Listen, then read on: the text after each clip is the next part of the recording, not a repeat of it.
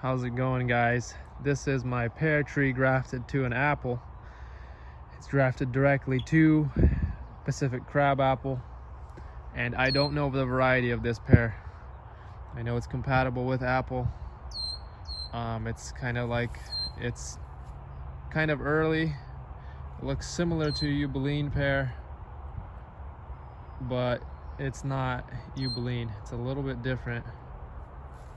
The bees are already on this.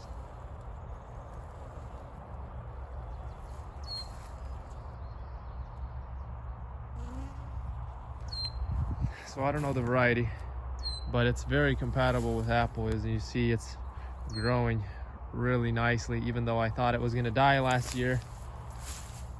I was doing a lot of scratch tests over here close to the graft union, and you would think that this tree's dying or it's gonna die.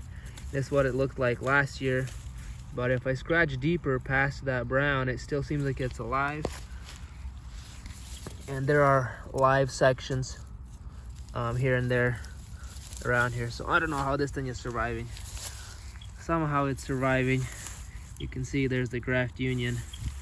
It's bulging at the graft here. Below is the Pacific crabapple rootstock.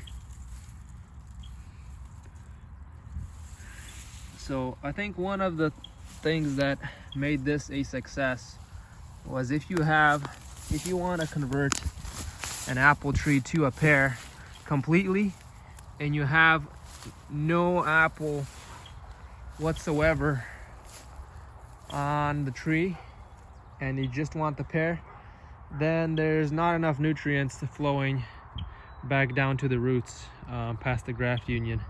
But if you still keep some of the apple, and you have one branch or one sucker that's coming out of the rootstock grafted to pear, and the rest of the tree is still apple, the roots are still getting all their usual flow of nutrients and exchange, and the grafted pear is kind of like a side product feeding off of that tree. And so if not enough energy is going back into the roots through the graft of the pear, then it's receiving that from the rest of the apple. And so that's one reason why I think this was a success. This has been grafted like this for 7-8 years. So if you tried grafting a pear directly to an apple with no apple branches whatsoever below or off to the side, then you might not have such a success.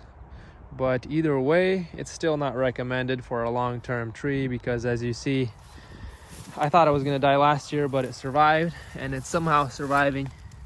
I don't know how, but it's still surviving. So I don't know how long this is going to last. It's probably not going to last much longer. I don't know how many more years, but nonetheless, it's flowering very nicely, producing a lot of flowers, but not producing as much fruit. So I see lots of flowers on here, but not a whole lot of fruit, as I would see with a pear grafted to a pear rootstock. So that's the other downside, is it just seems like if you don't have the proper nutrients flowing like you would from a pear rootstock to a pear, it's trying to extract what it needs from the apple, but maybe not enough is flowing through that graft union, and it's enough to produce leaves and flowers, but maybe not enough to keep the pears hanging, so it drops them. I don't know what the reason is, but this only produces a couple pears every year, even though it has a lot of flowers.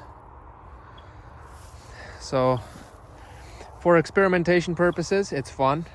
I can tell people I've grafted pear to apple and it works, but it's not recommended, and it's not good if you want a tree to last you a long time and produce you a lot of pears. Stick to apples and pears with pears, unless you just like to experiment and you want to try new things and have fun. All for it. Go for it, have some fun.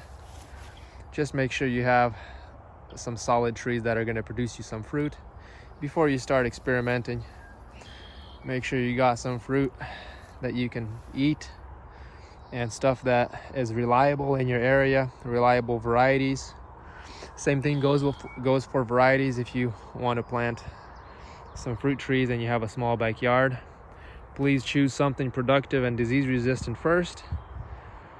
And then if you want something rare, something unique, then do a small branch of it, or one small section dedicated to that type of rarity or exotic fruit. So thank you guys for watching. There's my greenhouse, and I'll see you next time.